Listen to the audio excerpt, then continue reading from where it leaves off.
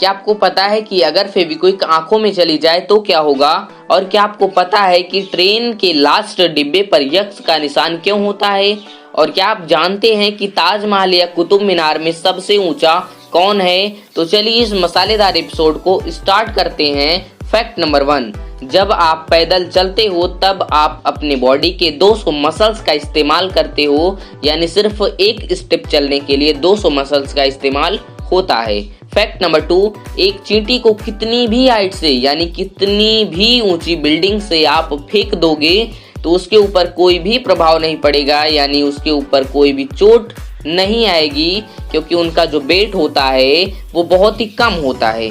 Fact number 3, अर्थ यानी पृथ्वी हमारे solar system का ऐसा प्लैनेट है जिसका नाम किसी गॉड के नाम पर नहीं रखा गया है। फैक्ट नंबर 4, जब आप रेलवे स्टेशन पर ट्रेन का इंतजार करते हो तब आप बहुत से ट्रेन को पार होते हुए देखते होंगे। तब आपने लास्ट में ये जरूर देखा होगा कि लास्ट वाले डिब्बे पर यक्स का निशान होता है। तो आपके मन में आता होगा कि आखिर यक्स क्यों होता है?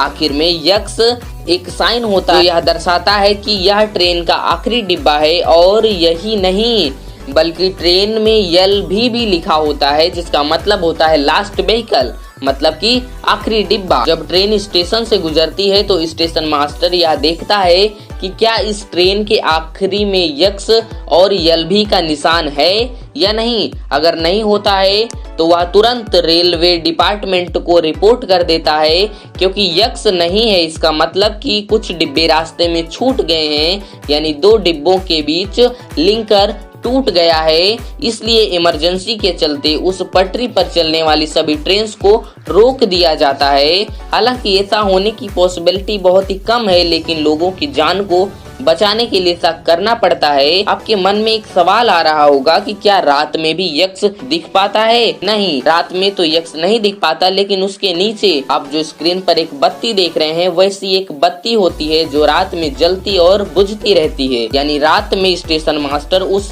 बत्ती को देखता है कि क्या वह आखिरी में ब्लिंक कर रही है। अगर वह ब्लिंक कर रही होती है तो सब कुछ नॉर्मल होता है। फैक्ट नंबर 5, अगर आपके आंखों में फेविक्विक चली जाए तो क्या होगा? ज्यादातर लोग सोचते हैं कि अगर आंखों में फेविक्विक चला जाए तो वह आंखों को चिपका देगा। क्या ऐसा रियल में होता है? तो अगर कुछ बूंद फेविक्विक की आपकी आंखों में चली जाती है तो असल में कुछ भी नहीं होगा। फेविक्विक एक प्रकार का ग्लू है जिसमें कुछ केमिकल्स होते हैं, इस कारण से वह पानी से धोने से पूरी तरह नहीं निकलेगा, लेकिन आपकी आंख को पूरी तरह डैमेज नहीं करेगा। लेकिन एक बार आपको डॉक्टर से उसको जरूर दिखा देना चाहिए। फैक्ट नंबर 6, जो बात करने का स्टाइल होता है, अगर आप ध्यान दें तो उसमें एक ऐसा स्टाइल होता है जो इस प्रकार होता है, मैंने खाना खाया पर ये भूल गया। तो ये होता है एक रिसर्च के हिसाब से जो सनकी लोग होते हैं वो इन वर्ड्स का इस्तेमाल करते हैं, क्योंकि उनका जो मानसिक संतुलन होता है वो थोड़ा इधर उधर होता है। इसका मतलब वे खुद को नॉर्मल दिखाने के लिए इन वर्ड्स का